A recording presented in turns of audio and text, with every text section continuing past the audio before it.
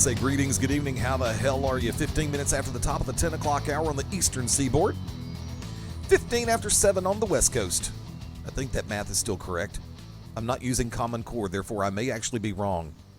Yeah, right. Common Core, 2 plus 2 equals 63. Go figure that one out, kids. Welcome into Beyond Ringside Back to Basics. Fast Eddie Layne on this side of the control panel, being joined by tag team partner Phil Stamper. What's up, brother? Not much. How are you, sir?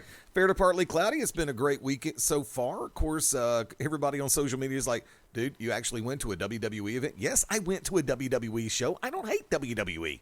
I actually enjoy them. It was a house show, too. It made it even better.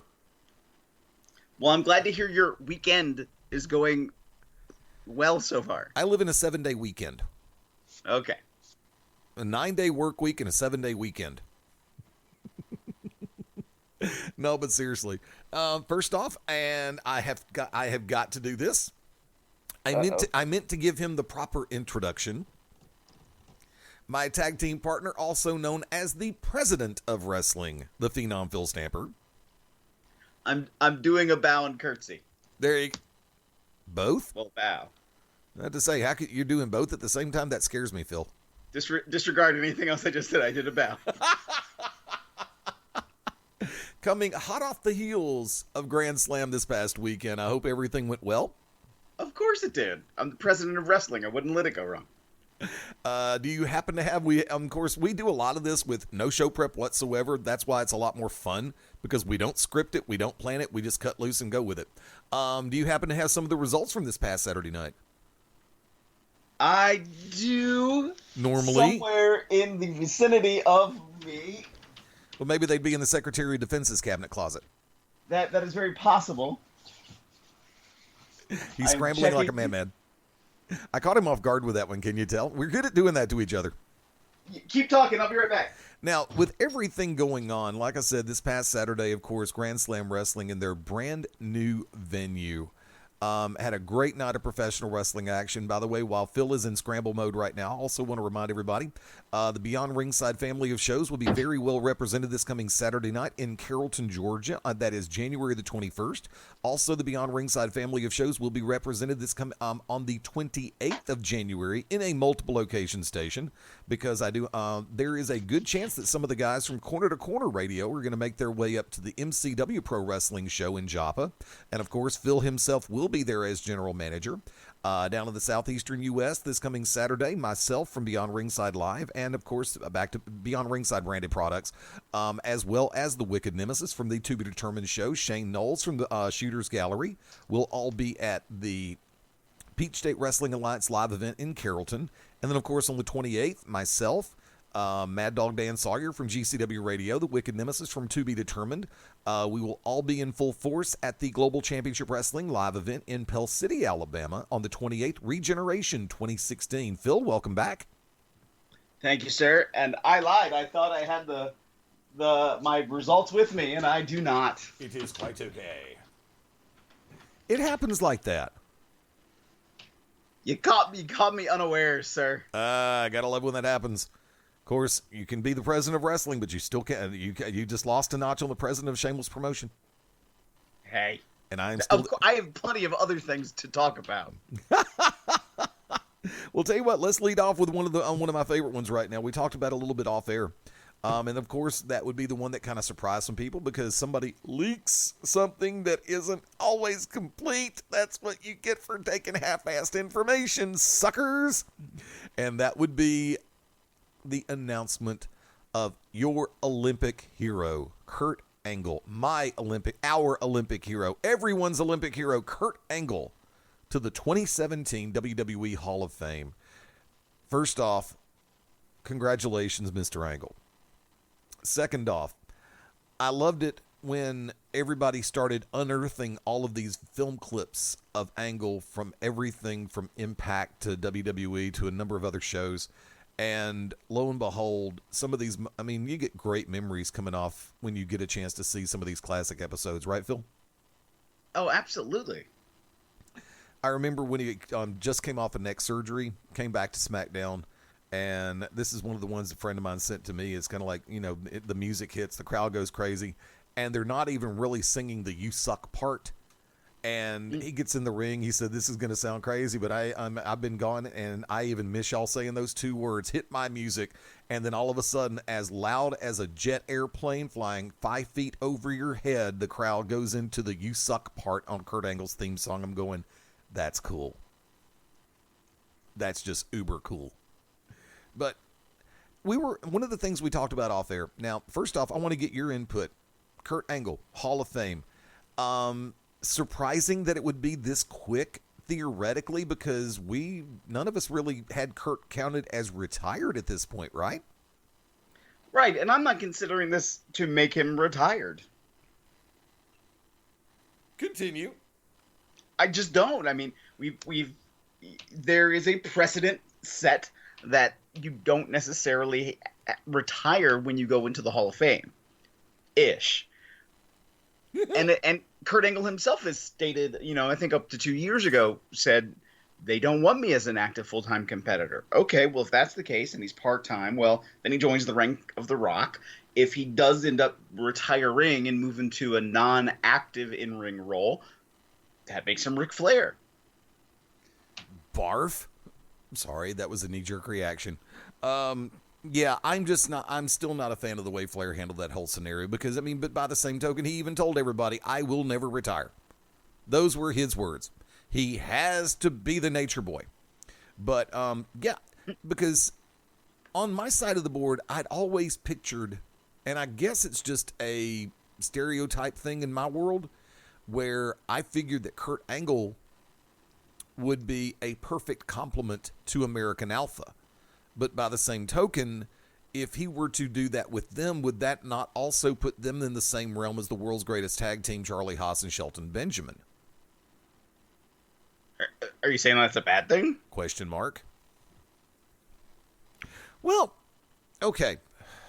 Well, let me correct myself on that one. Go ahead. I think they have transcended that. I think when they were in NXT, that was the only comparison people had to make of them. Oh, they're like Charlie Haas and Shelton Benjamin. Oh, they're like Charlie Haas and Shelton Benjamin. Well, now they've, I think, stepped out of that. I think they've become their own thing. I think if you add Kurt Angle to it, would it give them more? Of course it would. But I think now it would need to be different. Do I fear the WWE would not go that correct direction and sort of backstep? Oh, yeah. But at the same time, I think they've I think they have transcended that. I would like to think that they have, because Jordan and Gable are a dynamite tag team. But by the same token, and like I said, if the comparisons are there, because Haas and Benjamin were tremendous. And, I would never put one team over the other at any particular point unless American Alpha goes on to have multiple WWE title reigns depending on what brand they're on. Flip back and forth. You can always make it fresh by changing brands. At least that was the logic involved. And for me personally, it's kind of like, I felt that Haas and Benjamin were broken up too soon in WWE. But they also hit this one. WWE, I don't know what it is about creative. They have the worst mentality about keeping some tag teams together. It's like a self-imposed curse that they have to break up tag teams somewhere down the road because they personally feel that the crowd's not getting over the team is not getting over as well as they used to at one point. How many times have we seen this happen in WWE? That is very true. I think the perfect example, and I'm not going to go into 100 different examples on this one. I'm just going to lay this one out there. I felt the PTP was broken up way too soon.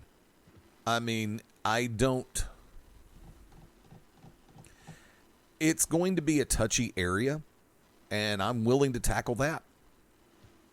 And I personally think that the Primetime Players and the New Day could have had one hell of a tag team series between them for the belts. Because regardless of which two for the New Day you put in there, and the Primetime Players in and of themselves, Titus O'Neil and Darren Young made a great combination. They played so well off of each other. And just the creative team at WWE sometimes needs to open their minds a little bit more than they think they have. And that's just a me thing. And yes, what I'm saying is a very thinly veiled statement.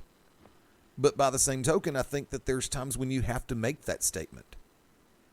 And folks, you can interpret it however you want to, and that's perfectly fine. But yeah, I think the primetime players were broken up way too soon.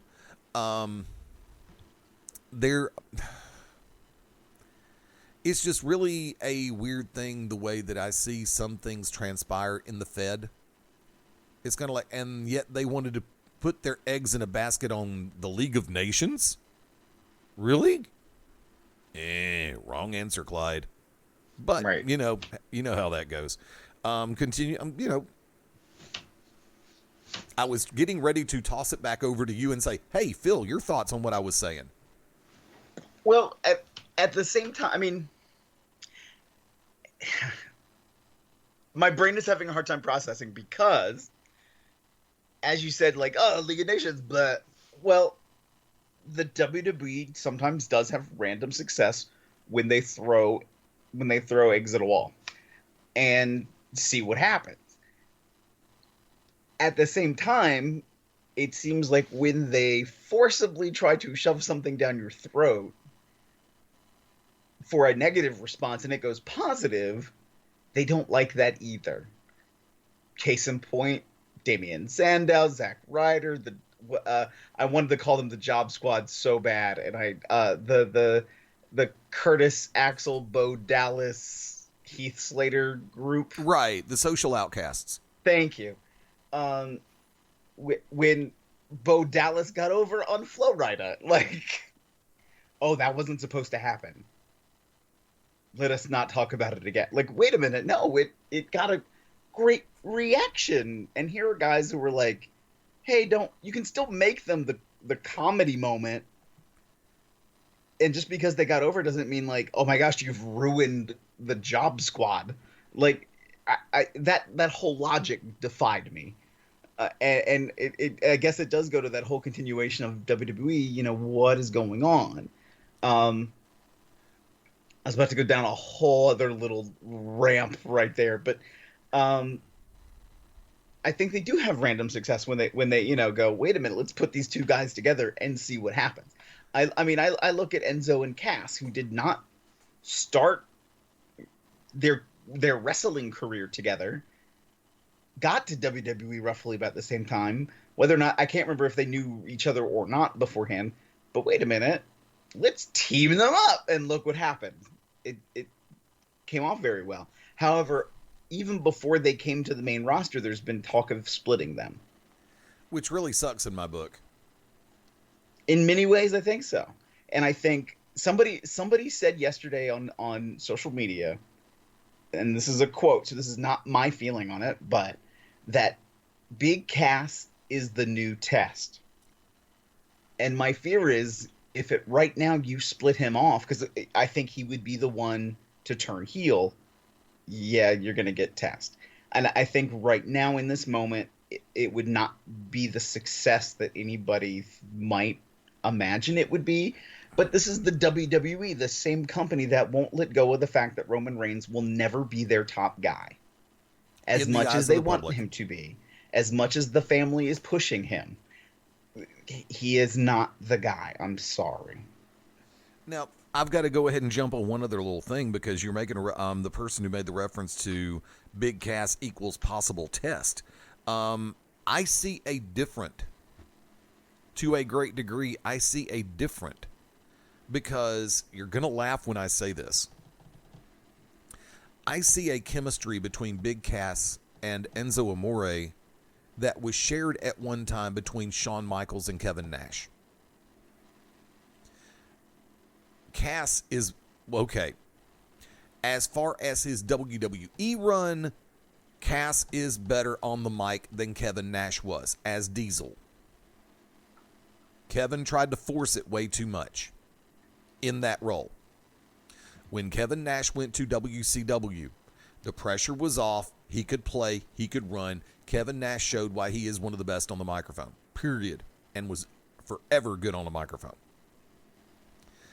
Sometimes a little too deliberate, but that's the same thing that I was saying about him in WWFE. I see verbally on a microphone Enzo Amore and Shawn Michaels side by side. Not quite on the same plateau or echelon level, because Enzo still has a little bit of ways to go, but he and Shawn Michaels share a lot of the same verbal characteristics. And I see that chemistry between the Heartbreak Kid and Big Daddy Cool Diesel that I see between Enzo and Big Cass. I don't know if he would end up being a test. Now, I think it would be a good thing to try, but I don't know if the fans would let them turn heel. And you make a reference to the Social Outcasts, it's a case point scenario. Bo Dallas has marginal success. Curtis Axel has marginal success. Who is the fourth one? I know one of the third one I was going to mention was Heath Slater. He's one of those that even when he's trying to be the antagonist, he still gets cheered. Yeah. And the fourth one, that was right. Adam Rose. Yes, yes. Okay. That was another one. They screwed the character of Adam Rose so poorly, so big. I will restate that statement to where it makes sense. They screwed the pooch so badly on Adam Rose, it wasn't even funny. And I'm not talking about the individual himself. I'm talking about the character of Adam Rose. Because that character was remarkably over in the early going. But for some reason, they just seemed to feel that they needed to put the bunny over. Really? Why in the mortal hell do you have somebody that has all the potential in the world and you put them in the middle of a scenario and a storyline with a member of their own entourage and you make it a damn rabbit? But then, of course, if that had not come into play, and I'm hoping this works to where you can hear it, we got the legendary phrase from John Bradshaw Layfield. That man just euthanized a bunny. And I don't know if you heard that or not, did you? No, I didn't. That was at the end of a Kane Adam Rose bunny scenario when Kane delivered the tombstone to the bunny, and JBL said, that man just euthanized a bunny. I'll send it to you. But coming over to it, I mean, like I say, there are so many different ways. And that's why, when the Dudley Boys came back, speaking of people who should be Hall of Fame very soon, I hoped I was one of those, and you can call me a mark if you want to. I'll wear that badge proudly because I've been in this industry 30 years and I'm still a mark for this business. I'm still a fan of this business. I've never stopped. Even when I was pissed at the world legitimately, I never stopped being a fan of pro wrestling. I was hoping they would get that one more, even a short one, even a 1 month run with the tag titles. But they were in the middle of the conquering of the New Day. And I can see why. Look. And I understand that it got frustrating for Bubba and Ray. Because they felt like, okay, fine, we came in fist and fire, and all of a sudden, poof. And then lo and behold, that one night before they announced they were getting ready to leave, I think it's 2 weeks before, they end up doing like a 90-second squash match to New Day. Really? This is how you do one of the most decorated tag teams in history? And that's when they said they're going to retire. It's like, okay, fine. We did this for you. We go away now. Bye-bye. And they're probably making just as much money doing merch sales on the indie circuit.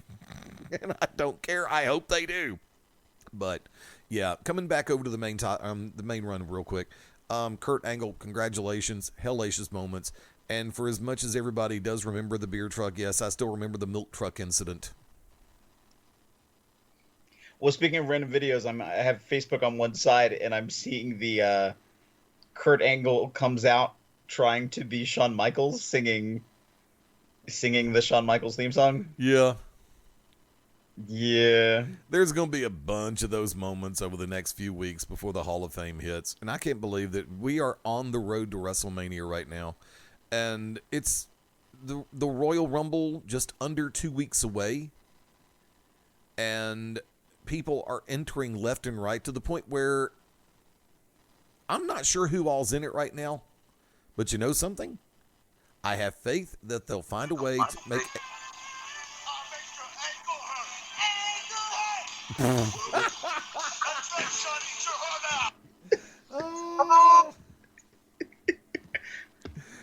You realize now I'm going to go ahead and move the sound effects system over to my fourth computer, and I'm going to be able to make sure that everybody can hear this stuff as it plays.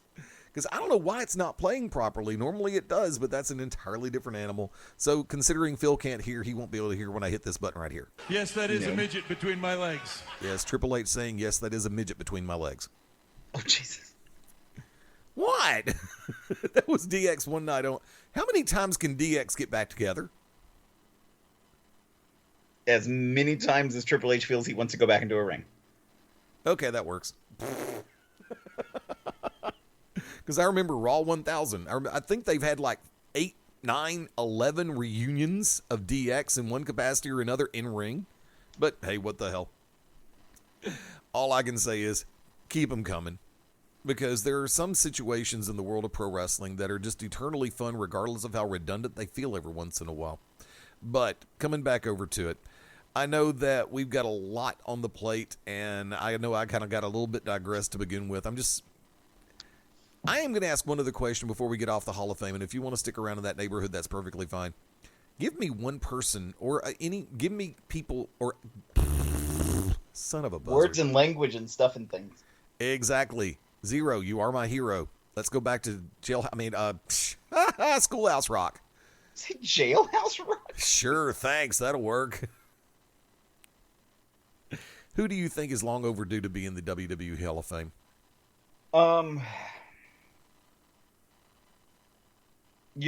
crap. I'm trying to think because not too long ago I was going there. Who's left? Oh, there's a bunch. Do what? There's a bunch. I mean, there are, but at the same time, like, who are the remaining big draws that could really make a big crowd turnout? And I think that's the thing that's been up in the air for a lot of people, and I think it will depend, basically on where they go and who they might be able to connect to in those areas. I'm trying to think. Because part of my brain is like, I got to remember now who's in. I can give you 2 names that I have been clamoring for the last few years, and one of them, actually, they're both very, very long overdue, but one of them longer than most. And that is former WWF champion, the Russian Bear Ivan Koloff. Okay. I mean, we're talking about a man who held the main strap, the man who beat Bruno Sammartino. And he is still not in the Hall of Fame. I did an interview with him last year, and he's still befuddled because to his knowledge, and I don't think he'd have a reason to lie on 2 different interviews, according to him, there is no heat between him and the front office of the WWE. I hate to say it like this, it might just be that maybe they didn't think he had the remembrance to the crowd. There's been some people inducted in the WWE Hall of Fame that some people are going, huh? Well, that's true, too. That is very, very true. I mean, put it this way. How many millennials genuinely knew who the hell Antonio Inoki was? Well, and many millennials don't know who Bruno Sammartino was and had to be sort of informed. Yeah, the longest reigning champion of all time, a record that will never be touched. Sorry, Vern Gagne. Yeah, I know. But no, in all sincerity, I mean, and the other one in particular is another one, I can say it in many intonation patterns, but I think the one that I can actually say it best would be with an air of arrogance. And I'm talking about Rick the Model Martel. I would agree with that. I mean, that's another person I genuinely feel should have been inducted long before now. I mean, go ahead. Would you say Brutus the Barber Beefcake? I didn't say him. No, I say, would you say? Sure, why not? He's a very popular figure for a long time in WWE. Even the screw-up that he committed down in WCW didn't hurt his WWE popularity. I mean, it befuddles me because I know that they always want to try to make certain inductions. It's kind of like right now. When it comes to, they always try to have a female inductee. I have to wonder. Is Leilani? Yeah, Leilani Kai is in, right? Yeah. Yeah, Leilani Kai is in. Would this be a year that China is actually inducted posthumously, or would they wait one more year to let some of the furor die down about the fact that her autopsy results were finally released and it was a drug overdose? I think now that they have Kurt Angle, they may wait a year. Well, true, they haven't inducted Nicole Bass yet. Well, to be honest, and people might laugh at this, I am surprised, and I thought a lot of what was leading in this year from things he did on the network, I really thought in the celebrity wing, William Shatner would be in. He's been featured on Raw numerous times. Right. He's done voiceover and narration, most recently on the, what was the NXT reality show? Breaking Ground? Yes, thank you. He did narration on that. Though very hard to watch and see a friend get fired by his voice.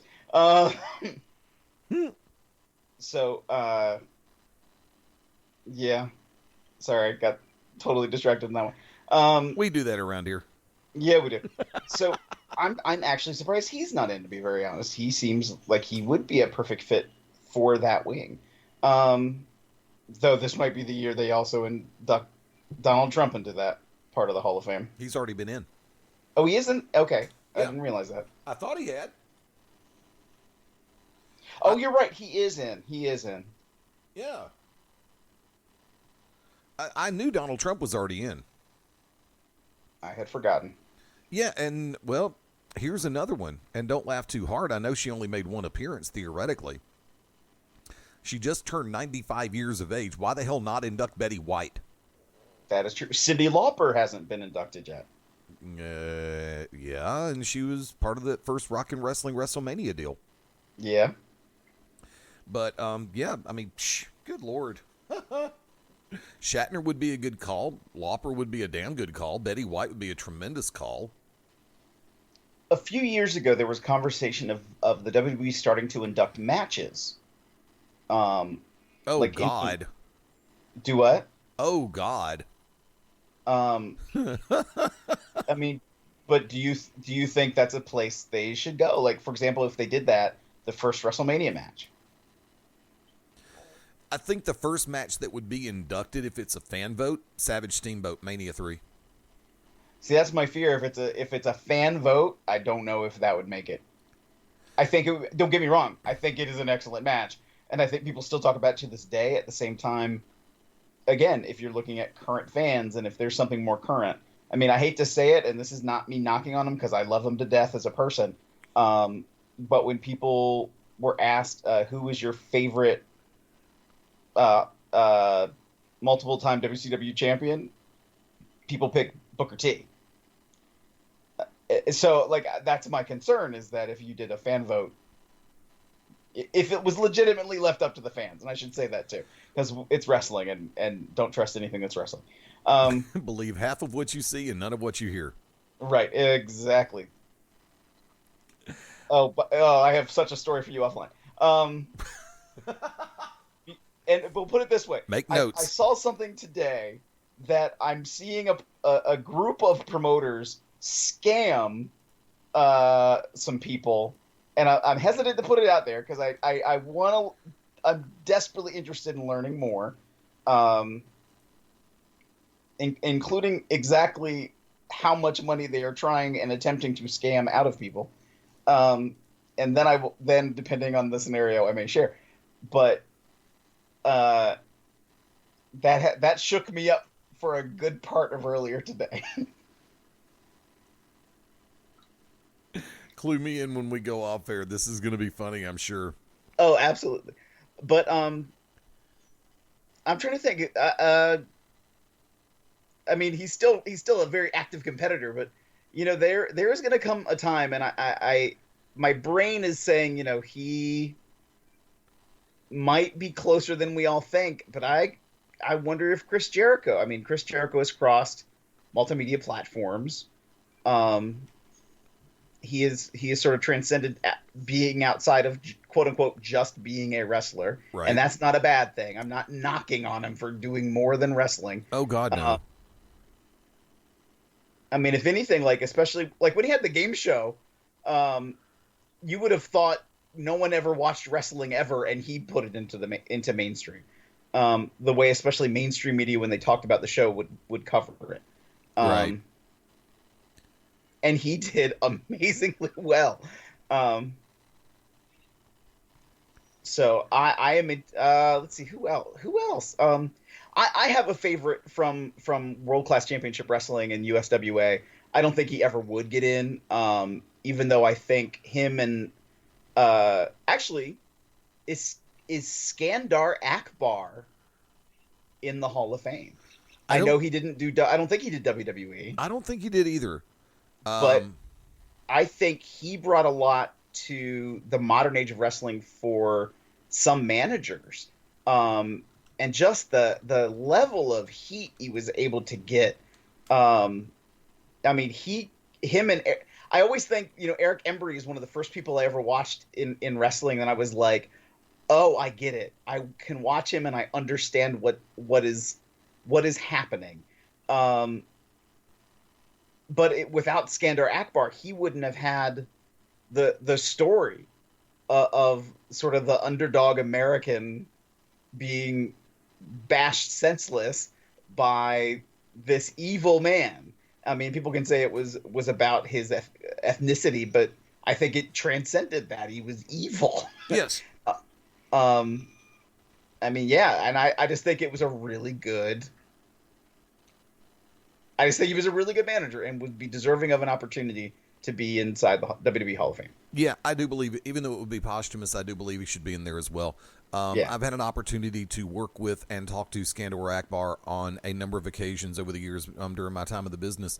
And look, when the lights are on, he is on it. And behind the scenes, the man is a wealth of information. He was always fun to talk to. And matter of fact, there was a show that I worked. God, how long has that been?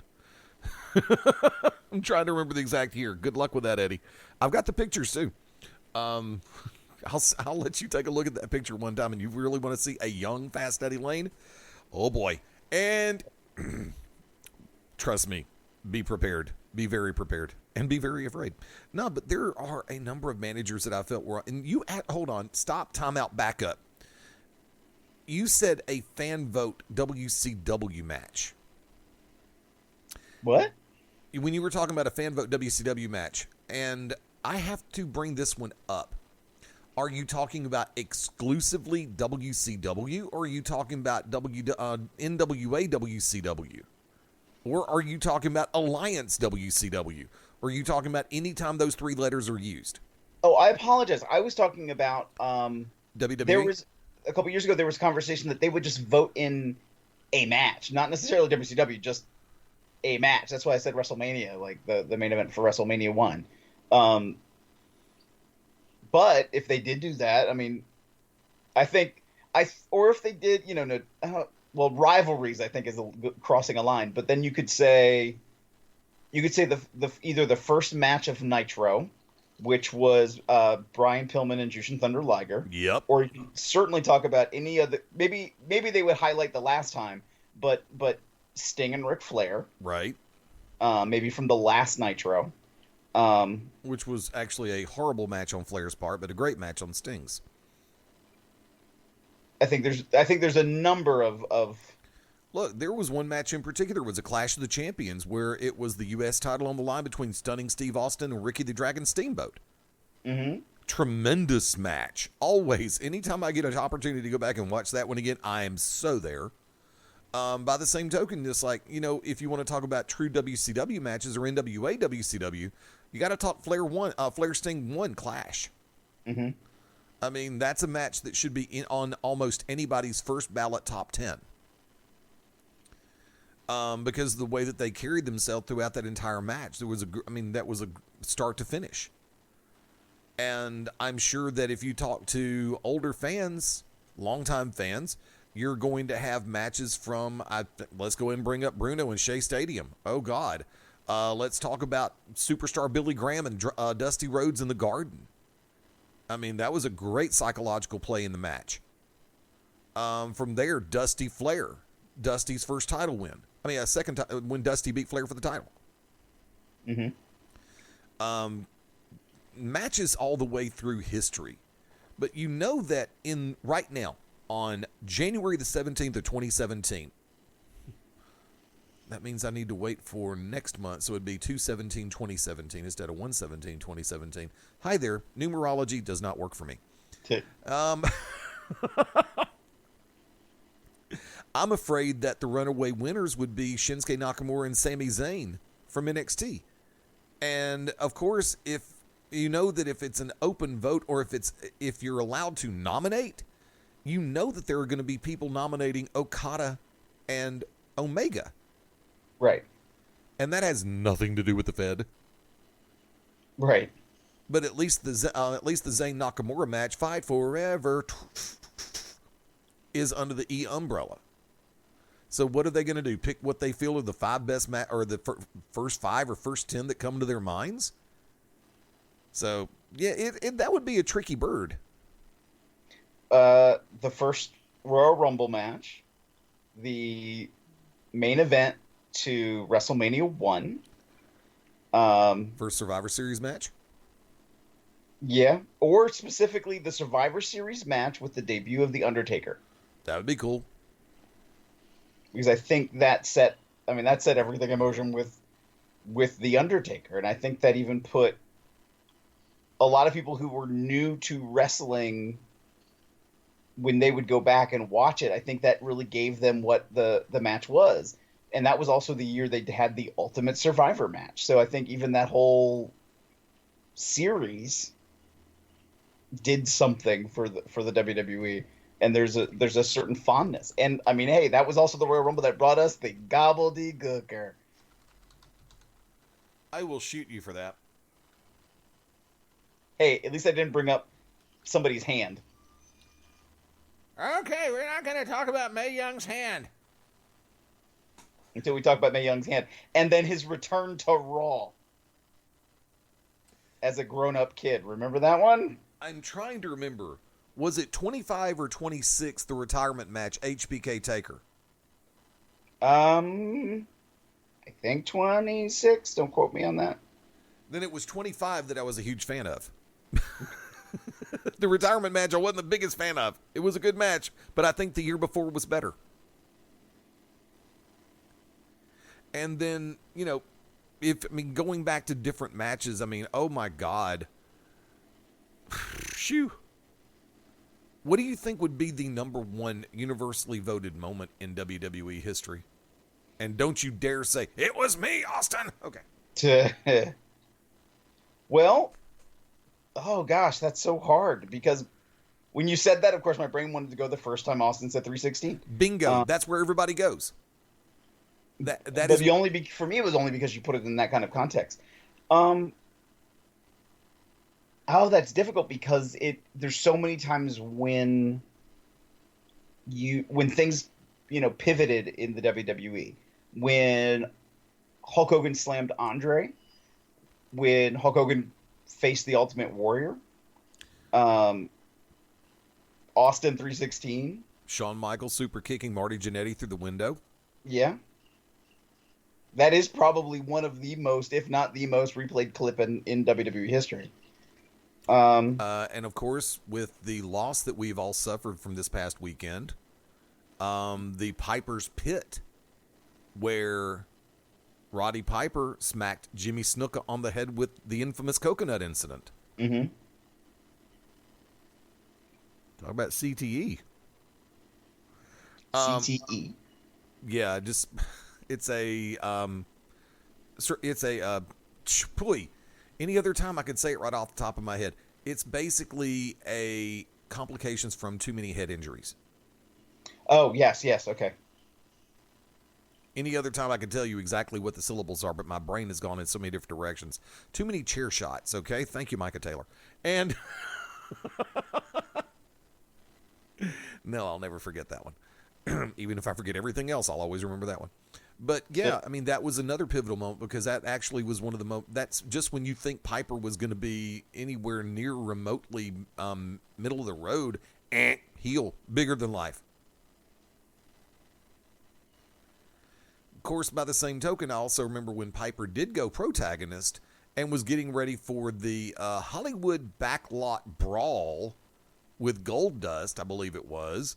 And lo and behold, Piper sitting in the audience. Piper there. Okerlund is interviewing Piper, and the one clip, the one thing that he said, and I believe it was either on Superstars or Challenge, I can't remember, but they played it on both. And I'm surprised they didn't pull this feature up, that little snippet up. When Okerlund and Piper were wrapping it up, Piper went straight to camera and said, "May you be in heaven a half an hour before the devil knows you're dead." And I'm surprised that they didn't pull that up when Piper passed. I'm not shocked at all that they didn't bring it up when Piper passed. Say what? I'm not surprised at all. Why? Think of the words that you just said, and then you're going to bring it up after he's passed? I think that would be it was a very eloquent statement by Piper, or a relance by Piper. I thought it'd be perfect for the final sign-off of the tribute to him. I mean, it would be, but I think maybe just a little too in the face of things. Maybe I'm just overly thinking about it. Normally, it's me that thinks too much. But, by the way, while I've got it on the brain, let's shift it over real quick. Of course, the passing of the legendary Jimmy Snuka. I almost put a parallel to when we lost Warrior, because just the timing was too perfect. He did Hall of Fame, did Mania, did Raw that night, went back to Arizona in the parking lot after he got off the airplane, collapsed, and that was it. Lo and behold, Snuka's name was cleared, charges were dropped, and as that burden is taken off of his heart and off of his shoulders and his mind, lo and behold, and his family especially, but lo and behold, it seems like virtually no time passed after that. The charges have been dropped. That boom, he left us. Any thoughts? Well, no, because and I hate to say this, and this will be the stain on his legacy, is charges really weren't dropped. It was a matter of the judge didn't feel he had the mental capacity to defend himself. The judge dismissed the case. I'll put it that way. That's the way it really happened. Okay. If they weren't dropped, the judge dismissed it. Yeah. Continue. No, and I just think that's the unfortunate thing, and I think that unfortunately a lot of the comments, I've seen very inventive comments regarding feelings about Snuka that are negative by people who are doing nothing but trolling and trying to find a funny statement to make. And I just think that in this moment that's unfortunate, not needed. What he did is what he did, and well, then again, my belief structure is also I'm not going to be the one who's going to be judging him after this. So, people want to troll and try to make a funny statement. Go play with the Wendy's Twitter account. They've kind of mellowed out a little bit over the last few days, but by the same token, hey, it was fun while it lasted, and I'm just glad to see all the other companies get involved. But yeah, and we talk about moments in time, and of course, everybody's talked about the legendary leap off the cage during the match with Backlund that he missed, and that Backlund moved out of the way. The time that he did the Superfly splash off of the shoulders of Andre the Giant, and the time that he came off the cage and didn't miss. But I remember the Backlund match from. Don't ask me the year. I'd be screwed in the head if I tried to remember it. But I remember the time where it was Jimmy Snuka in the role of the antagonist, challenging Bob Backlund for the WWF Heavyweight Championship, and it was inside the steel cage. Snuka went to the top of the cage. Backlund moved. 1, 2, 3, out. Bye-bye. Mm-hmm. But Snuka was one of those that, even when he was antagonist, you really wanted to cheer him. I mean, it's not like he was Killer Khan. Right, there was definitely an appeal that people had for him. Yeah. Continue. Yeah. No, I'm just and the WWE, that they sort of have flaunted, and I'm using that in a negative, and I don't mean to, but WWE has said, we've always appreciated the diversity in our roster. From an ethnicity standpoint, look at Jimmy Snuka. Look at Rocky Johnson. Look at Tony Atlas. So, they've always said that they've always talked about that. Now, whether or not, that's really a sentiment's word, or they use it as another opportunity to do something else, because again, it's wrestling, never believe anything. And that statement is coming from the president of wrestling. Right, exactly. Right. So, just, my brain is trying to like go in a direction, but it's just that Jimmy Snuka is going to be sort of an iconic figure in the history and annals of the WWE forever. True. He has a something that'll be highlighted forever, and people are unfortunately going to make all sorts of potentially very negative comments about his end, which you are right. There was no court of law that found him responsible of any crime. And to some people that'll be unfortunate. Other people, they're just going to take this moment to troll. People are going to do that in this day and age. You have some people that are nothing more than wannabe keyboard warriors who just want to try to stir crap up and just try to sling mud at the drop of a hat. I mean, my God, look, I think we'd be much better off if social media had never been created. It serves.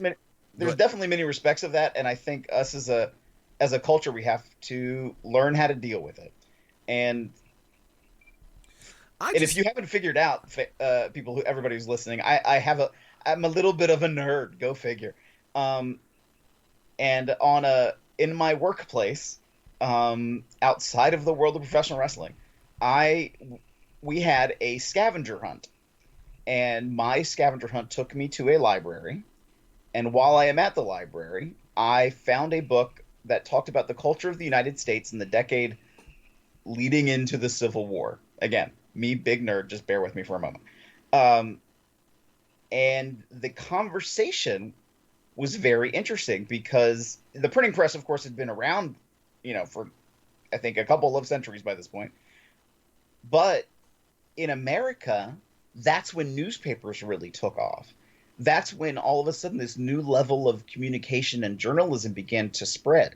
There wasn't a couple of major papers in the country passing out messages. Your local community started to have messages of their own. Yellow journalism started to go off, and the muckrakers started to roll in. So, conversations started to happen that people weren't having before. People saying, oh my God, it's ruining American society, this ease at which we can communicate. Which is a fundamental aspect to being an American, is our freedom of speech. Now, I do, I'm also that person who also believes there should be responsibility in your speech.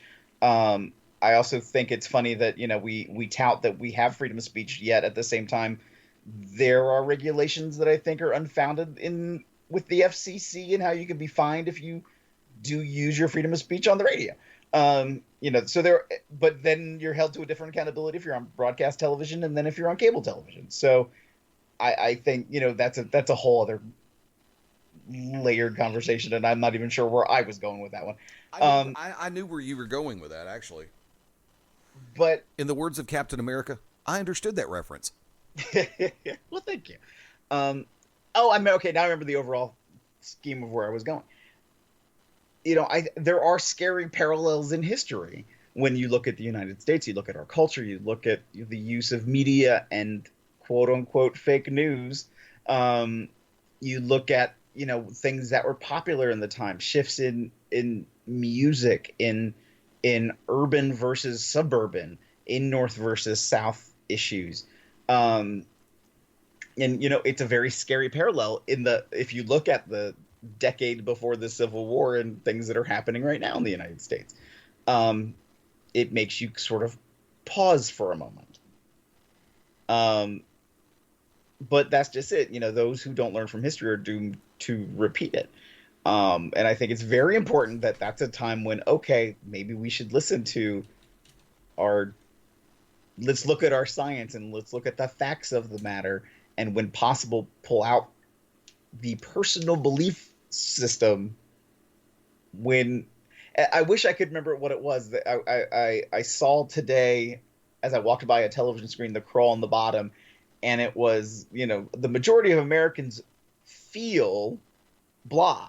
And I can't remember what the blah was, but it's like, well, wait, what? Why does that matter? That's not a scientific evident thing. You're just saying, oh, they just feel this way. Well, that's, it's valid that they feel that way, but it's the impact of that could be very significant. So, for example, I think it was this. The majority of Americans didn't believe that Russians impact or the Russians had any impact on the election, which is also a misleading statement because there is no evidence that there was any hacking involved, but there's evidence that there may have been, an attempt to influence. Okay, so if the majority of Americans believe, well, it didn't really happen, but it did happen, not the hacking, but the influence. Well, so it doesn't eliminate the fact it happened, just eliminate the way we feel about it. And I think about that about wrestling sometimes. Like, X was a great match, and I don't remember what Dave's other 6-star match was from the 1980s. I just don't remember. But you just said that name. Sorry. You just said that name. I did. I bring that up because in wrestling, in the older days of Nate Stein, Ring of Honor gave Nate Stein free Ring of Honor tapes to review within their second or third year of their company, to get the word out about Ring of Honor. And I would rank matches, and people would get on me for the ranking system that I used. And I was like, well, wait a minute. I have a different level of expectation between these two people and these two people, between this is the opener and this is the main event. That's the judgment scale I'm basing it off of, which was a little bit too complex, and I get why it would be. But it's sort of the same thing. As we were talking about different matches that could possibly be in the Hall of Fame or different people, we all have different valid reasons for why we think, oh, this should be the direction we go. And I think sometimes we all forget what the big goal is of wrestling. To be entertained, to have a little bit of fun, to suspend your disbelief for just a moment and enjoy where you are at in that moment. The more, and I think I talked about when I was on last week, we talked about, I've unfortunately been at events recently where promoters have had to ask fans to leave, even to the point of one fan who said out loud, I am the reason people come here. No, you're not, dude. You are here to have fun, and you're obviously not having fun, so don't take away from everybody else's. Well, we live in a world where, the 80s were supposed to be the me generation. Yeah. Right now, I think it's gone past that to the me and nobody else matters generation. And, you make a reference to the election.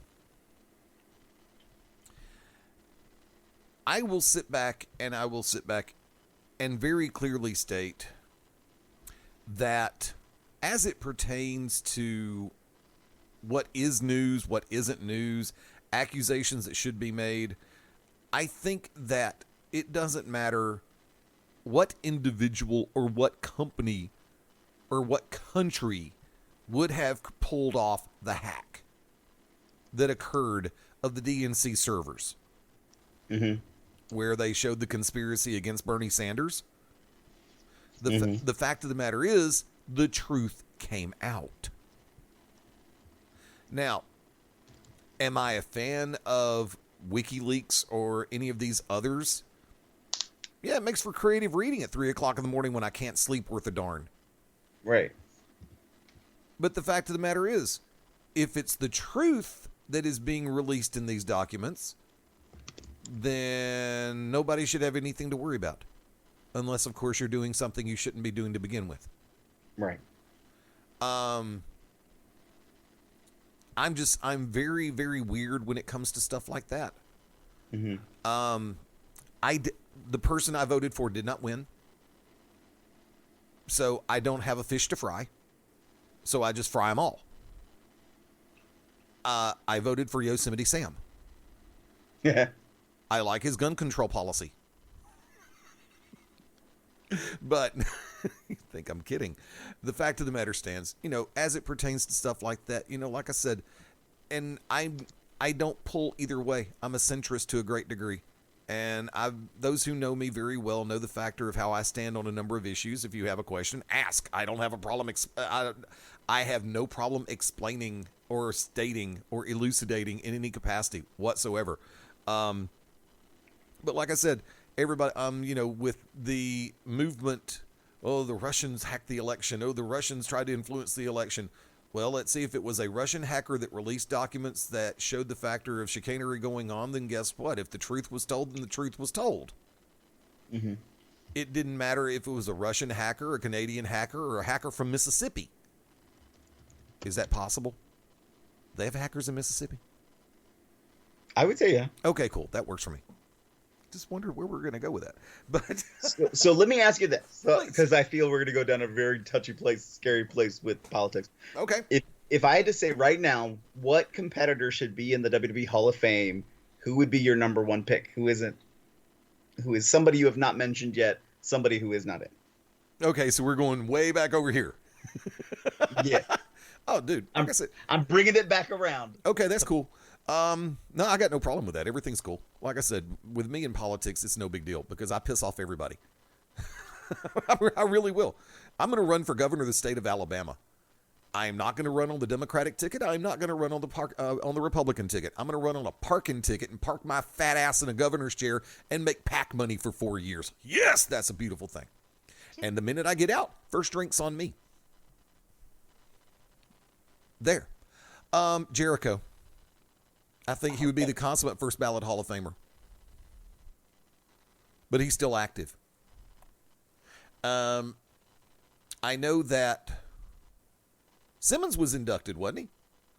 Yes. Deservedly so. There are some others that still have not made it into the WWE Hall of Fame. And it really irks me, the fact that they're dragging ass and taking their own sweet time.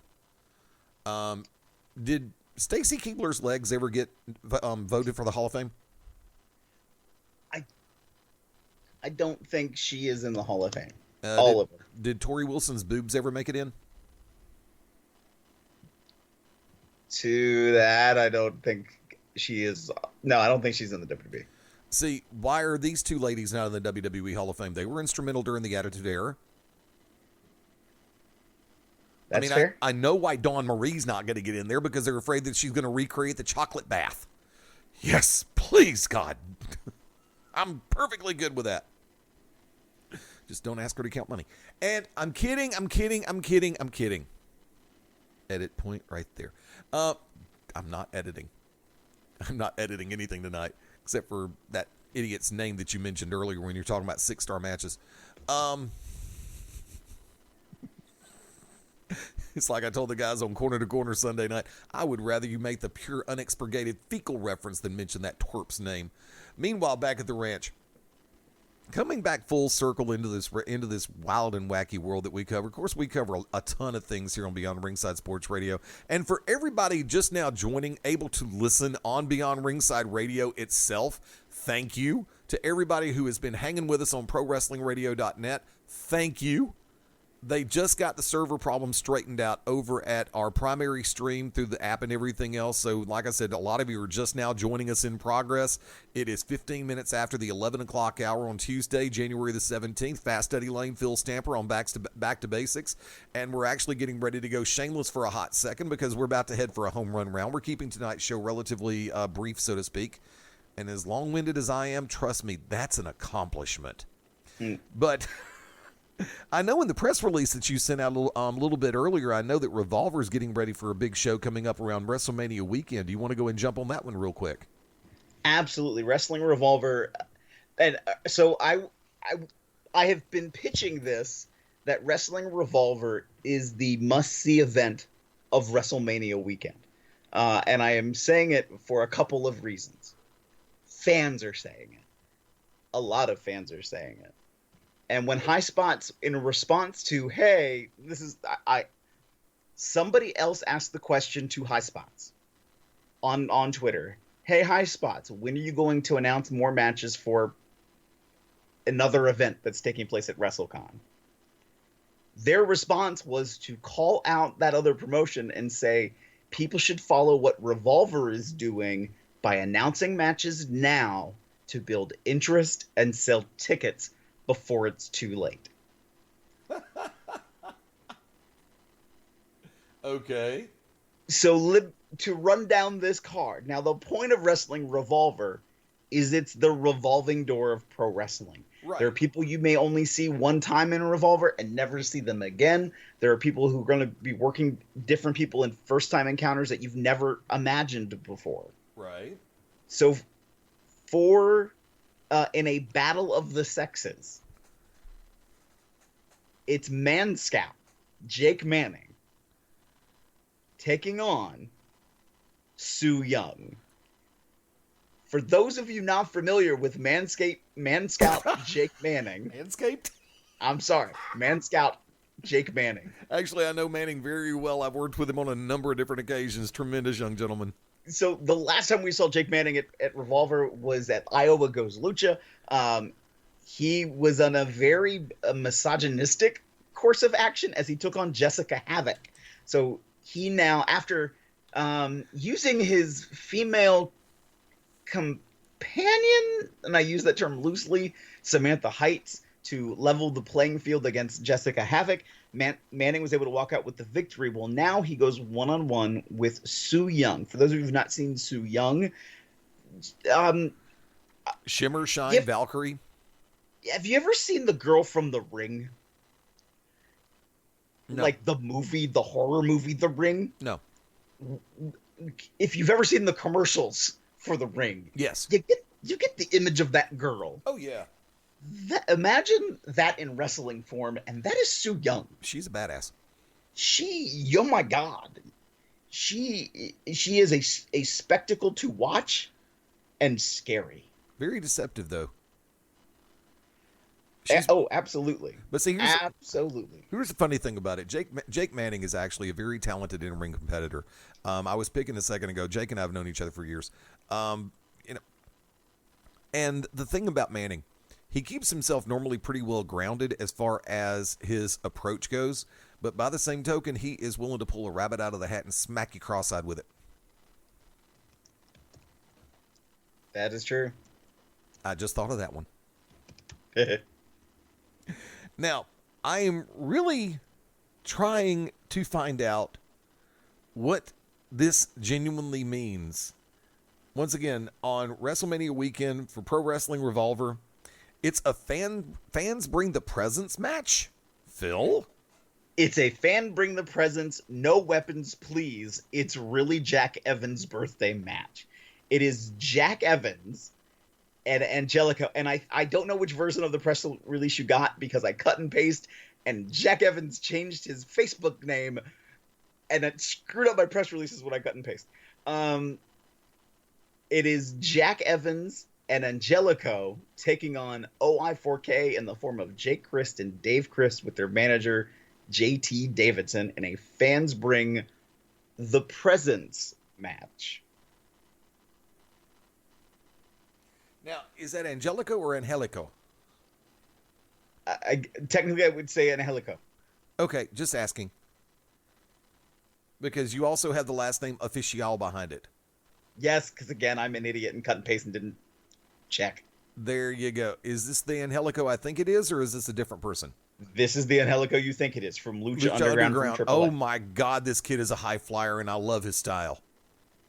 And him and Jack Evans on the same team. That's going to be awesome. And I'm also going to lay this one out there. Folks, if you notice, you hear the fact that Jake and Dave Christ will be teaming up together. This does not happen very often anymore.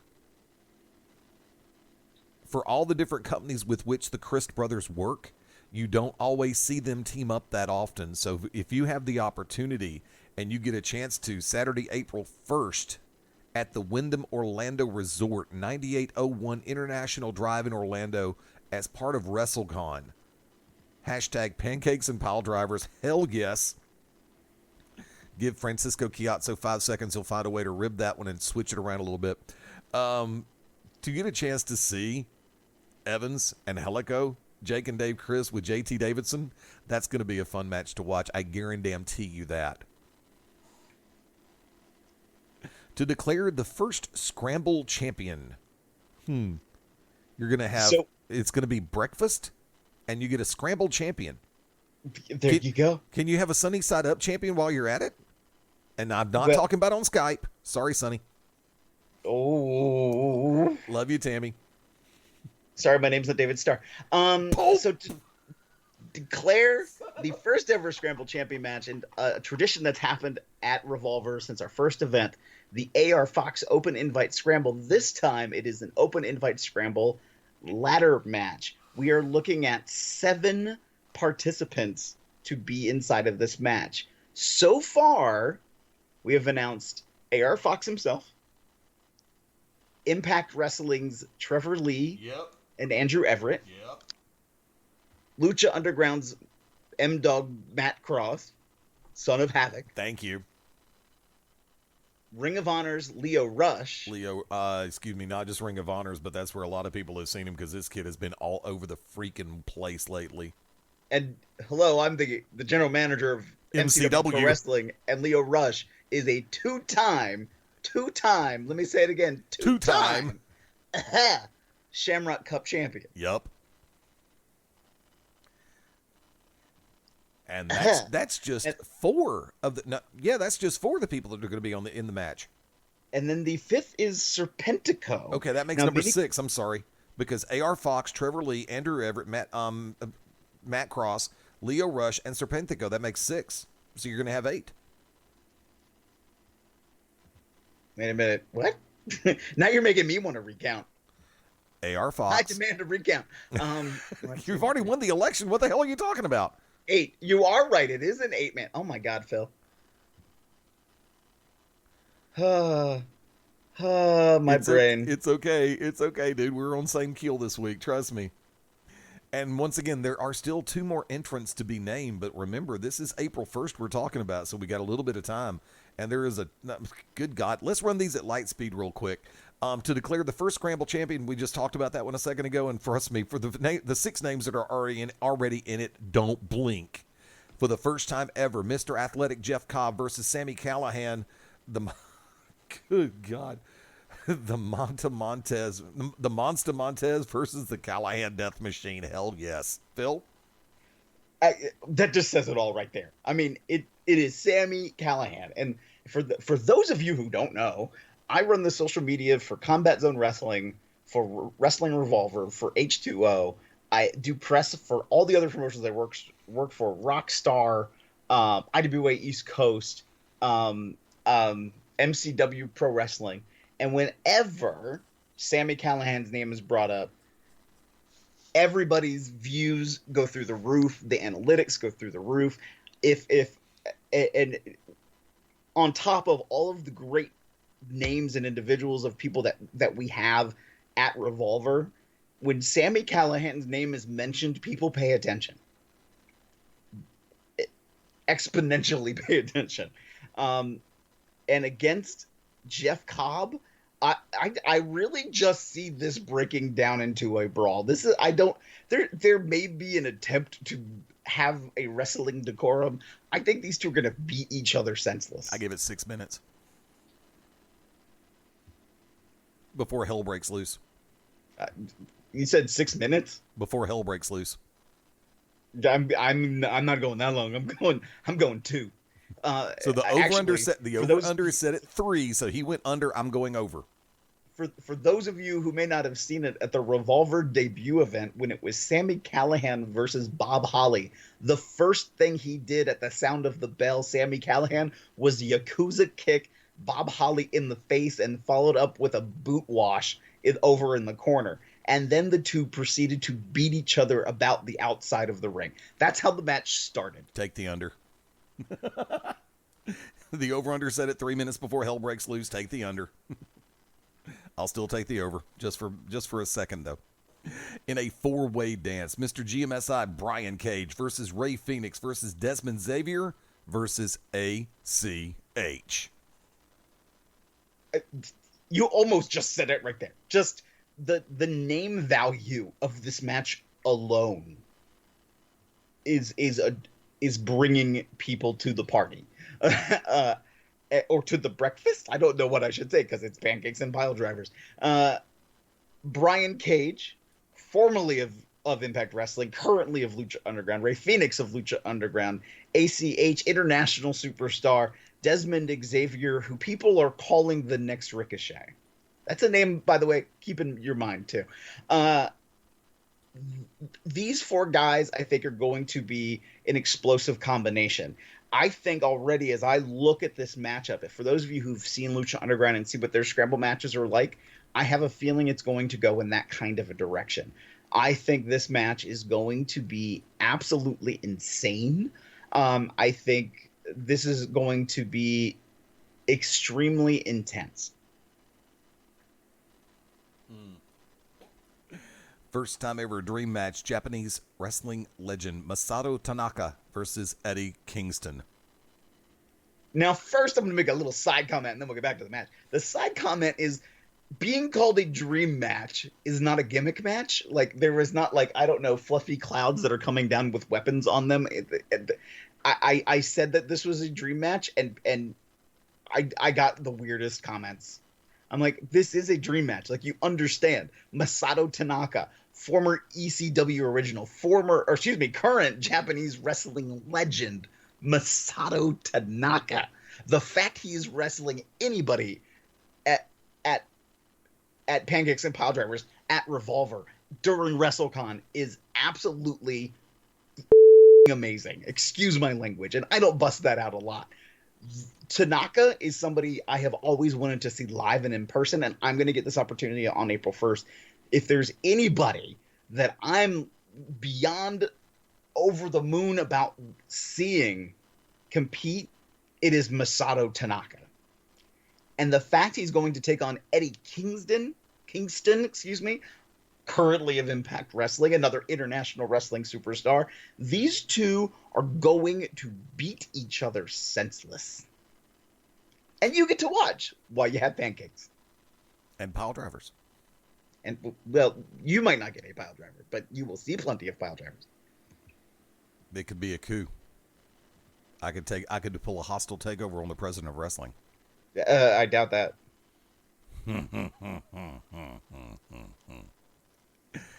You don't know how well connected I am.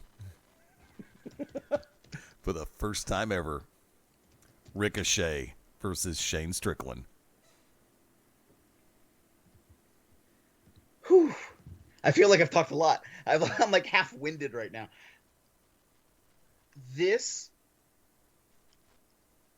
People, of course, over this last summer, the most controversial match in wrestling occurred, at least if you were Big Van Vader. There you go.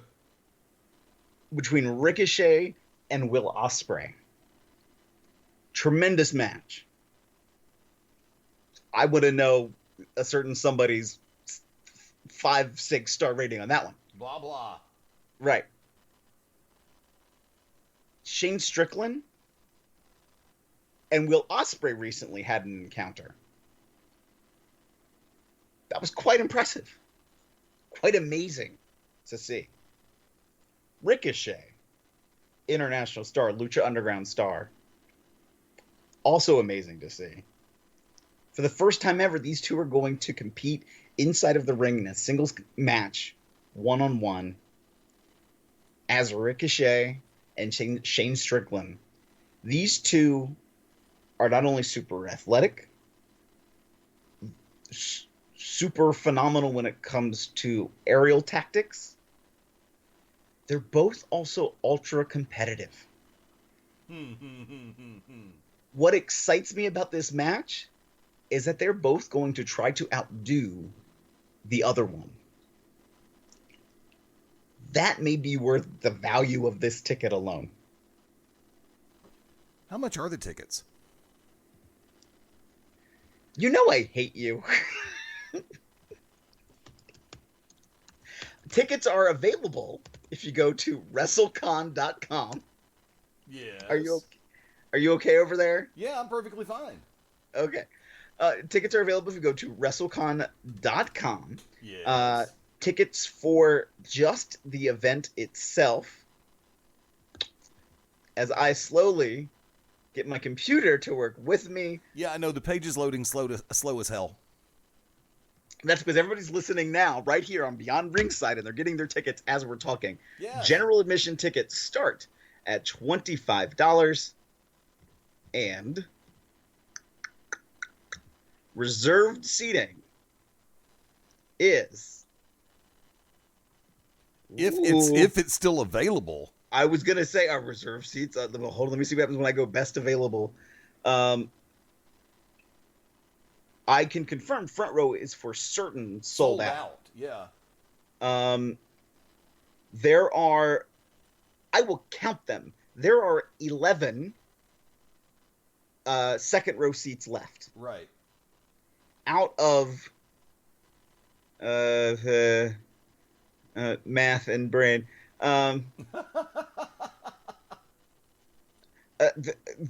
Let's say there is roughly in each row 75 chairs. This is a rough count. There are only 11 second row seats available. Right. About 2/3 of the third row is still available. Do not wait. Yeah. Get your ticket now at WrestleCon.com for Wrestling Revolver. Front row is sold out. Front row sold out. There's approximately about 11 seats, 12 seats left on the second row. Correct. Don't wait on this match. Yes, and there are also general admission tickets available. Yes, Also, for WrestleCon, there is multiple different kind. The reason I kind of really stumbled was because WrestleCon itself has so many different ticket packages that you can get. You can combine ticket purchases, so there are plenty of opportunities to do things like that as well. So, definitely check them out. I'm trying to see if I could even get a count of maybe how many general admission are left, just to see how how that is looking. And I'm not able to see a floor map of that per se, but I can tell you, especially as we start getting closer, and what has happened since we passed sort of that section of New Year's, people are starting to look a little bit more at their travel plans for that weekend. Yeah, because second row seats are still available. They are $40 each. Third row seats are still available. They are $35 each. Yes, sir.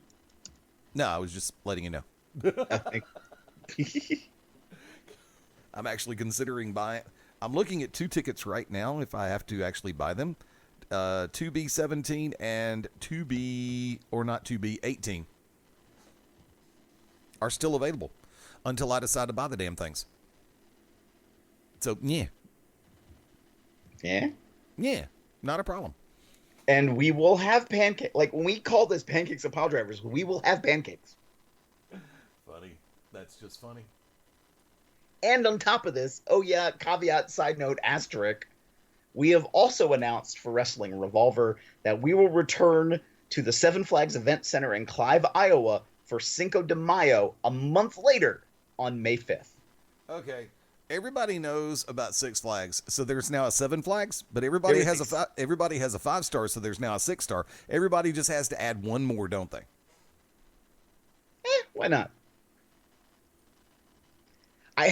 We had a wrestling event, and there was a rock climbing wall inside. Hey, cool. That'd be fun. That was driven in by a truck. Like, I'm just saying. Like, I can only imagine what we're gonna do for Cinco de Mayo.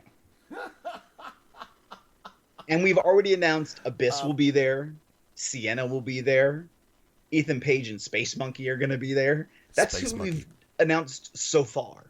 For the record, also, I do believe this event starts at 12 noon, right? Yes, sir. Okay. Now, later that day, I believe another company you're very familiar with is going to be having a live event. Yes, Combat Zone Wrestling will be having Best of the Best that evening. And we're going to be covering that in upcoming days. While we have an opportunity, go ahead and keep this one on the front burner, folks. Once again, that is Wrestling Revolver, part of WrestleCon, Saturday, April the 1st, 2017, the Wyndham Orlando Resort 8,000. We've had more mispronunciations tonight. My God. Risotto? What was that? It's okay. You did an asterisk. Excuse me. You did an asterisk. But not like I'm keeping track or anything. That was just the most recent one, so it was still fresh in the brain, and I still chuckled at it. 8001 International Drive in Orlando, Florida. Once again, doors earlier than 12. Event starts at 12. Pancakes and pile drivers. Just be careful with the syrup. That's all I can say. The butter, that's one thing. Just watch the syrup. It gets sticky later. I have no words for you. There you go. I didn't know if I'd get you on that one, and I got you, so I will just sit back and go, score. But I will say for Revolver, we've made it really easy. You can follow us on Twitter, on Facebook, on Instagram at PW Revolver. Again, that's PW Revolver on Twitter, Instagram, and Facebook.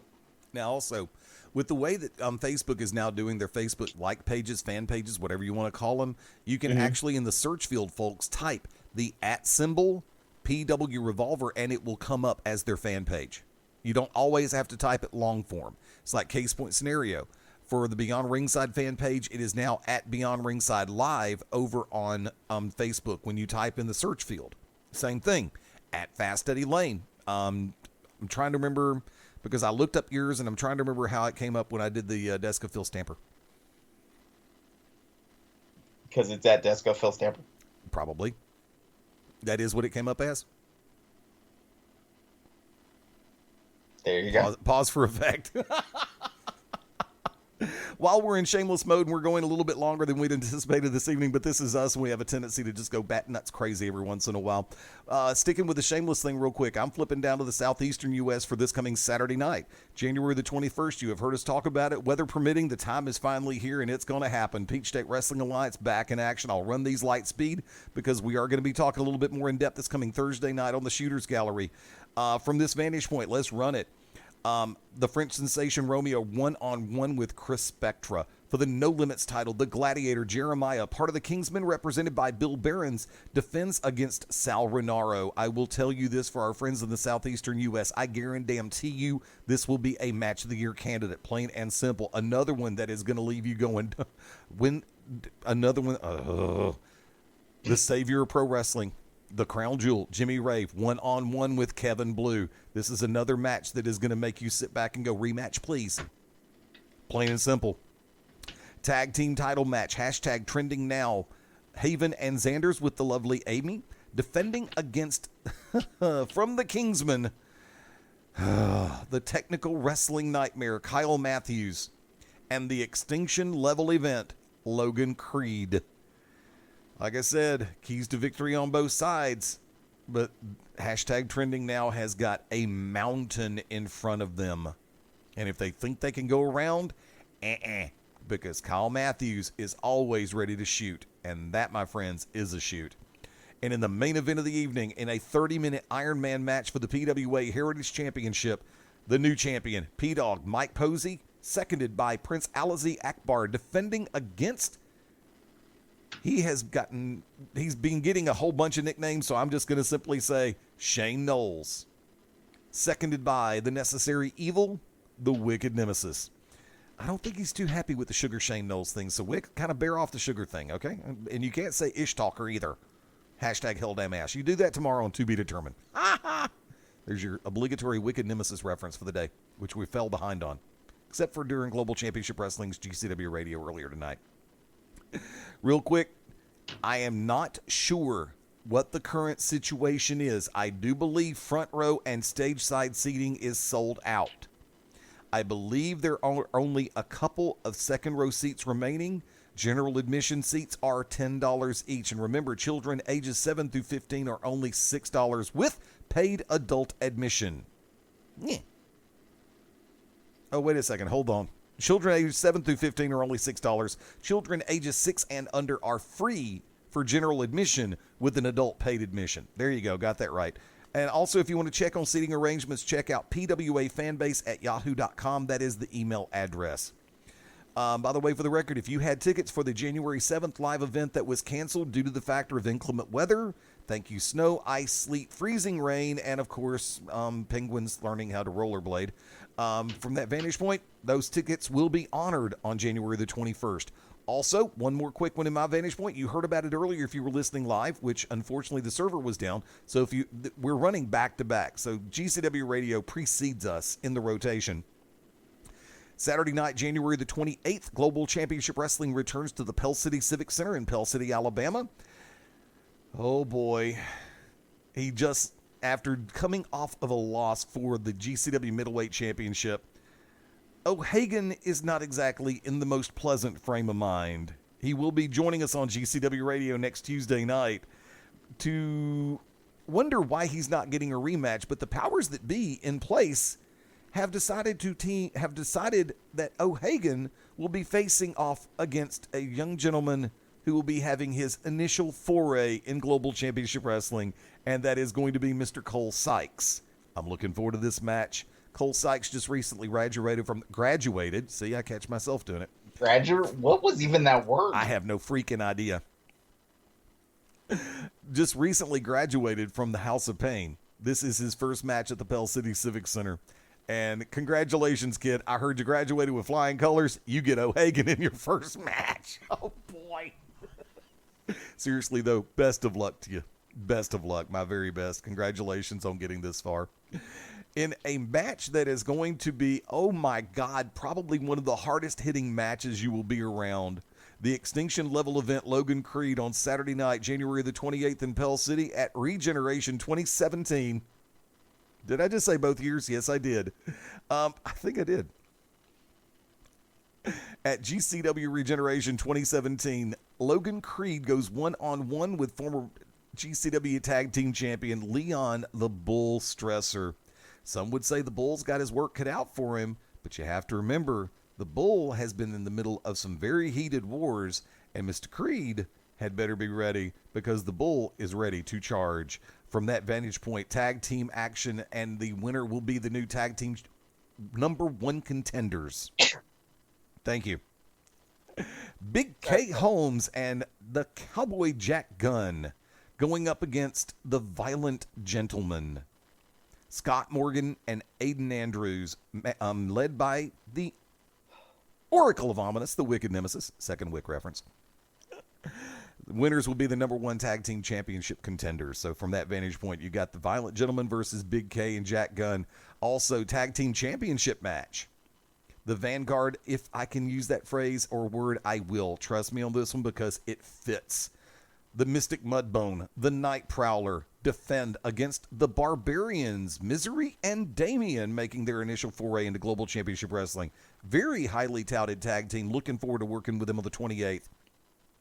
For the Middleweight Championship, Charles Sanders, the brand new champion. Oh boy, has he got one in front of him.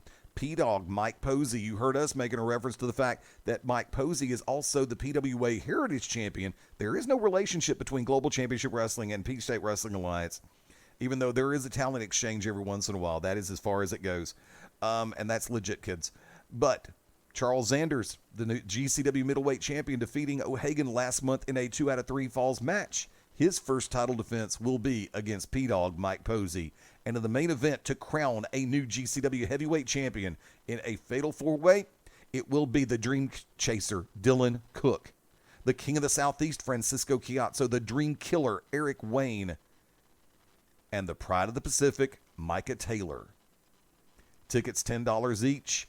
GCWmedia@yahoo.com if you want to reserve ringside seats. I don't know how backed up they are right now, but remember, it's first come, first serve on ringside reservations for Saturday night, January the 28th, 2017 for #GCW Regeneration. Yeah. Phil, back in... I'm going to do a cheap plug really quick. Go ahead. Because for those of you who are in the Mid-Atlantic area, there's another event on January 20th that I'd like for you to check out. MCW Pro Wrestling. It is a Broken anniversary. And if you go to the Beyond Ringside Facebook page, you'll be able to see the video that Broken Matt Hardy and his obsolete brother, Broken Narrow brother Jeff. I know I said that all backwards. It's just Brother Nero. I was going to say, well, I can't say what I was going to say because I'd be bashed in the head. So let's just say, Probably. Broken Matt Hardy, Brother Nero, otherwise known as Jeff Hardy, had made a challenge to MCW Pro Wrestling to the MCW Tag Team Champions, the Entourage, because you've all seen the video that Broken Hardy left upon the screen at Ring of Honor saying that they want all the gold in tag team divisions across the world of professional wrestling, the universe of the tag team division, and they want all the gold they can grab. So on January 28th, it is the Hardys, the Impact Wrestling Tag Team Champions, against the Entourage, the MCW Pro Wrestling Tag Team Champions. It is the Impact Wrestling Tag Team titles versus the MCW Pro Wrestling Tag Team titles. How quick were you to accept this challenge on behalf of Kevin Eck and the Entourage? I will just say, You blinked. though despite outward appearances, as we've discussed, I am the president of wrestling. I kind of know things in the universe of the world of professional wrestling.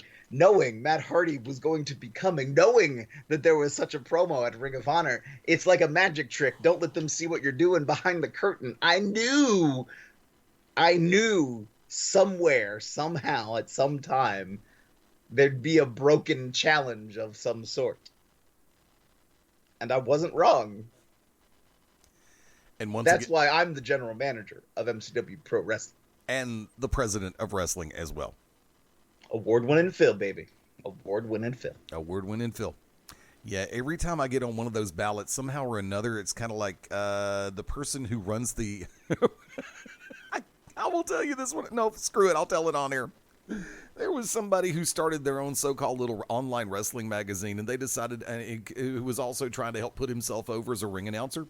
Go from there. And during the year-end awards from 2016, he decided to have one of the categories was best ring announcer. And when I started to run away with the voting, lo and behold, within 24 hours, he beat me by 1 vote. And I was like 150 votes ahead of him. Tell me somebody didn't sit up, click, click, click, click, click, click, click. Aww. I know.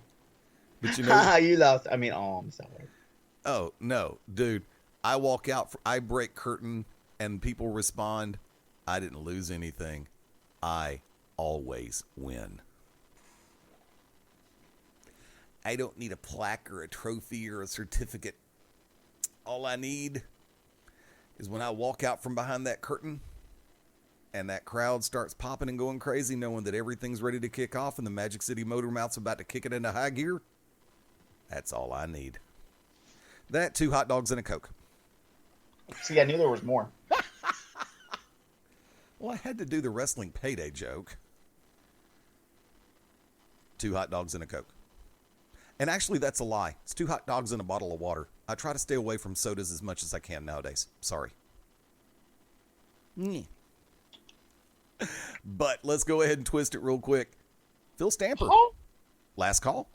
Pro Wrestling Revolver is also very happy to announce that at Cinco de Mayo on May 5th, Colt Cabana will also be in action. Oh, by the way, for the record, and we meant to do this a minute ago, and both of us kind of dropped the ball, and we both apologize. The event for Saturday, January the 28th, the broken anniversary, where the Tag Team Challenge will be made, is at the MCW Arena, 1000 Joppa Farm Road in Joppa, Maryland. The meet and greet with the Hardys is set for 5 o'clock, or the Hardys as well as all the stars of MCW, is set for 5 o'clock p.m. local time. The live event begins at 7:30. There, I covered our tracks on that. Yes, you did, sir. Yes, you did. I always think about these things. Always. Always. I needed an echo for that. Well, if you had a board that worked. Shut up. Do I have an echo on this board? I haven't even looked lately. No, a different board. Never mind. Go ahead. Of course, you can follow me online whenever you want on Twitter, Instagram, and Snapchat at PSPhenom. That's PSPHENOM. Or on Facebook at Desk of Phil Stamper. Why did that not work? I had What'd you do? Why did it not work?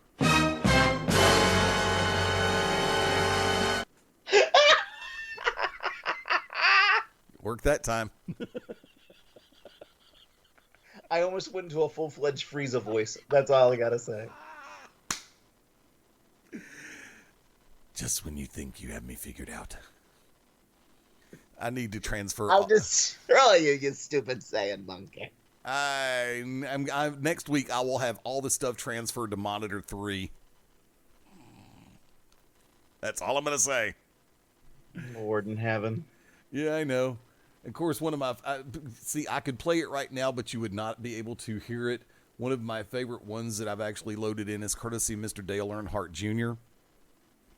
And there was one time during a caution run where his pit crew chief was talking to him, and Dale just let out, and I'm going to let everybody hear this first. Yeah, I'm just watching out the window there. I look out the front, and sometimes I look out the back. And basically, Junior goes, I'm just looking out the window. Sometimes I look out the front, and sometimes I look out the back. It's like, thank you, Dale. That'll be all. Carl Edwards retiring from NASCAR. That sucks. I'm sorry.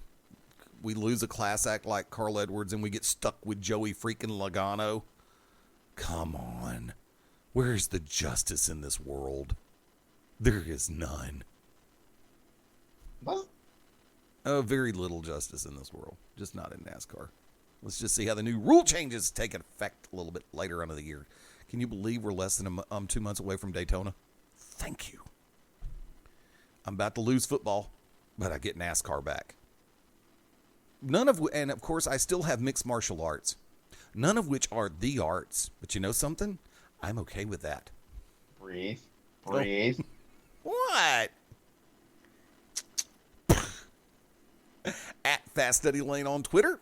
I dare you to follow me. Follow at your own risk. Facebook.com/FastStudyLayne. Also, from that vantage point, at Beyond Ringside on Twitter, Facebook.com/Beyond Ringside Live. We're also on Instagram at Beyond Ringside. And of course, the home site is BeyondRingside.com.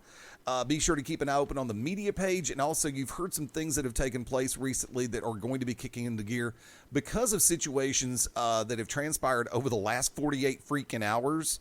Actually, I will find a way if I have to pick up 2 more jobs. I'm not shutting down the second station. Plain and simple, end of discussion. I'm keeping the second station no matter how much it kills me. I'm undergoing some financial headaches right now because of extenuating circumstances.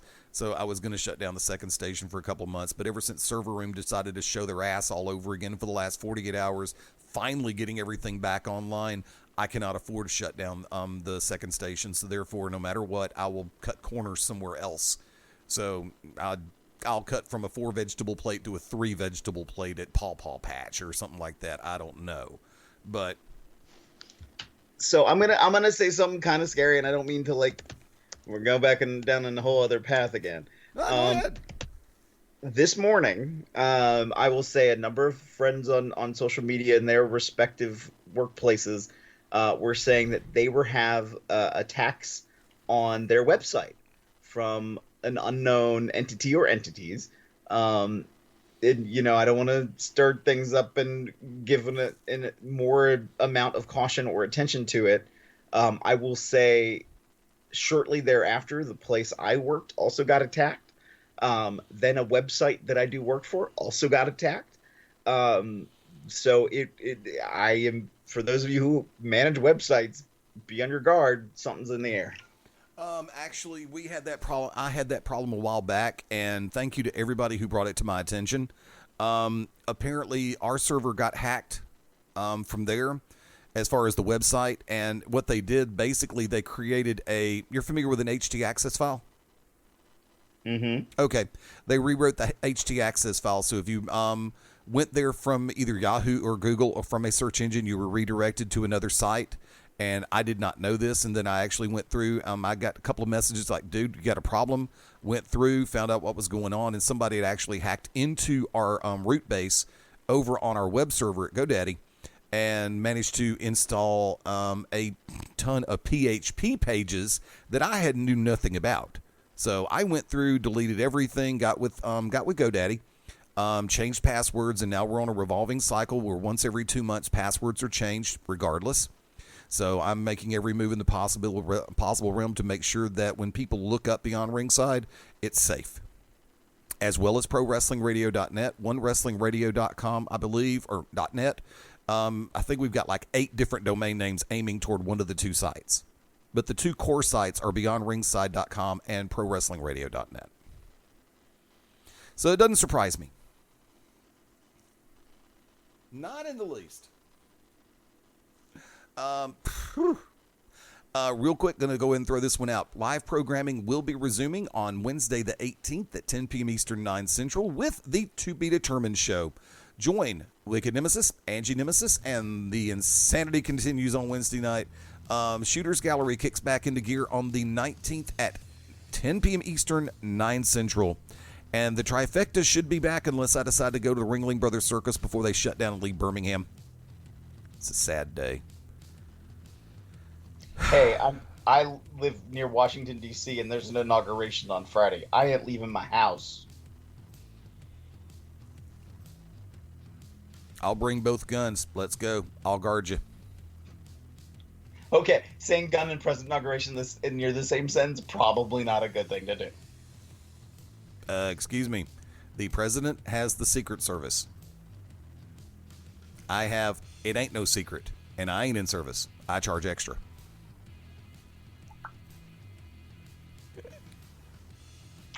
That didn't quite hit the way I wanted it to.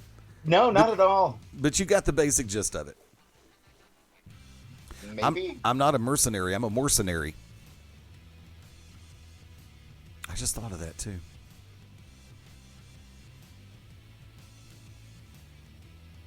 That's an awkward pregnant pause right there, kids.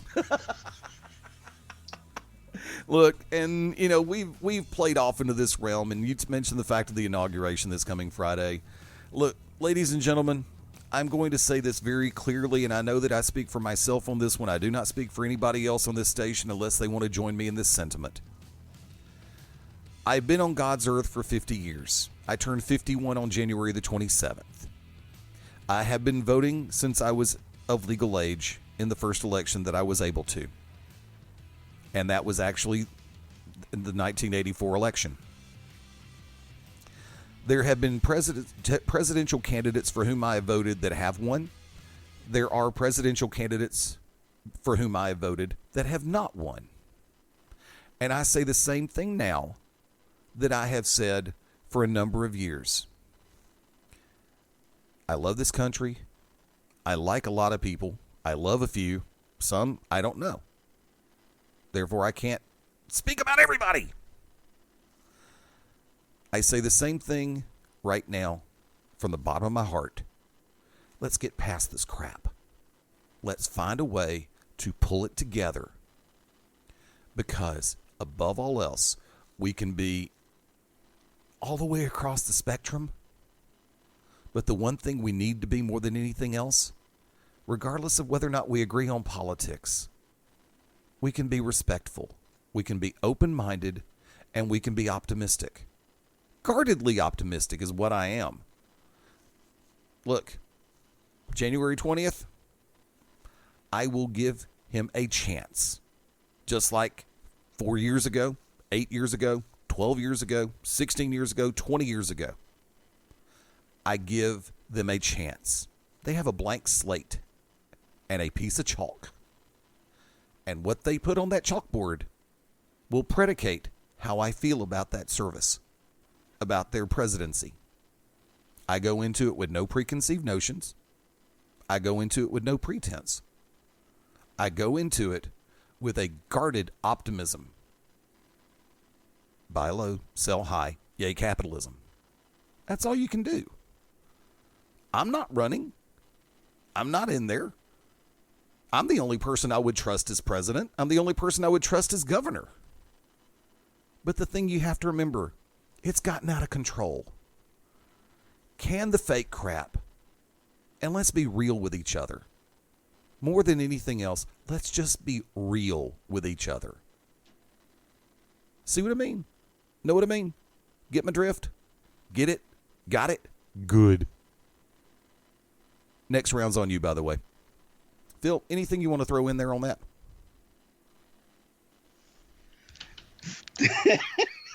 5 different thoughts came into my head all at the same time, and all of them were competing for space, and none of them left my mouth at that time.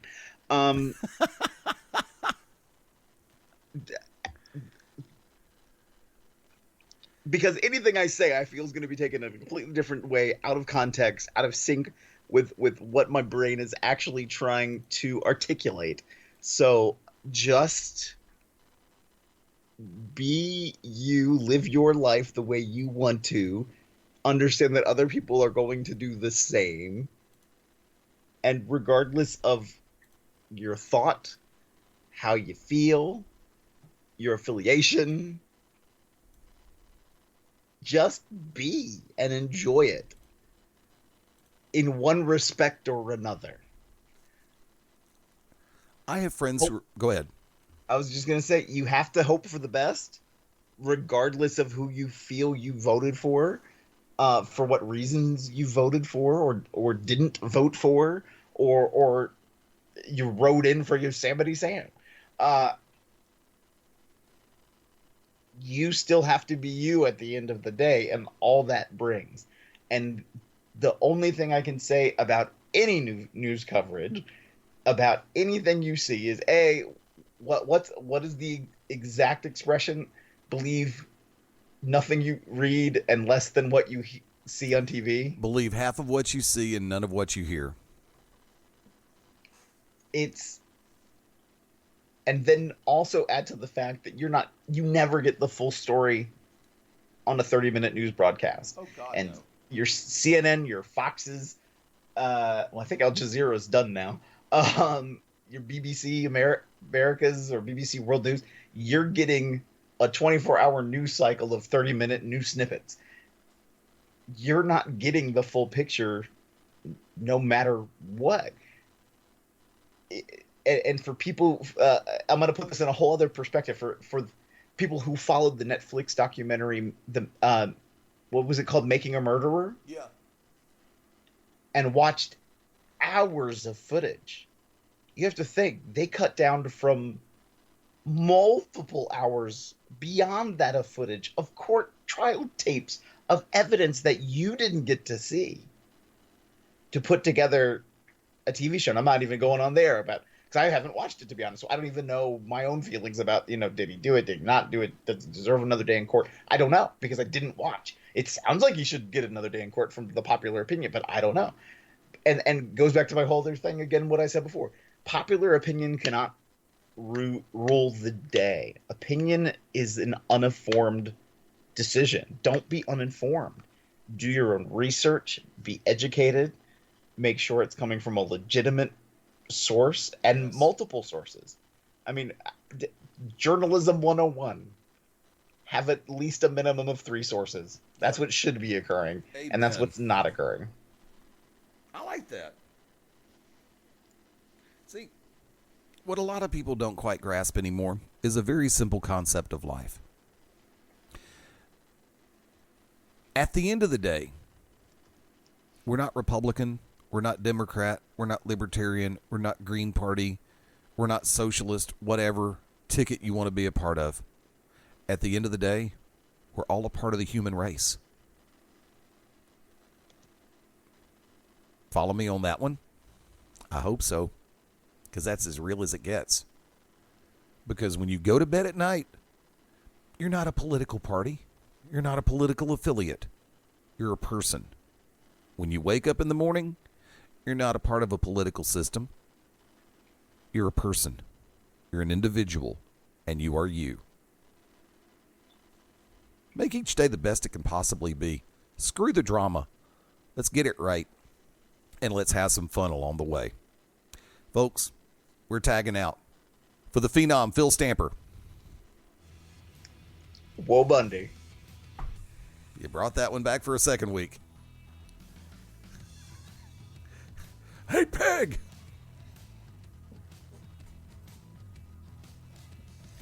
I never knew that she could sing as well as she does. Mm-hmm. God, that woman's got pipes. And still beautiful, too. I am the Magic City Motor Mouth, Fast Eddie Layne. Until next time, join us next time as we all go beyond ringside. By the way, you don't have to make it complicated. Sometimes it can be simple. But when you get too far out to the side of the complications, pull it back in and take it back to basics. Bye for now.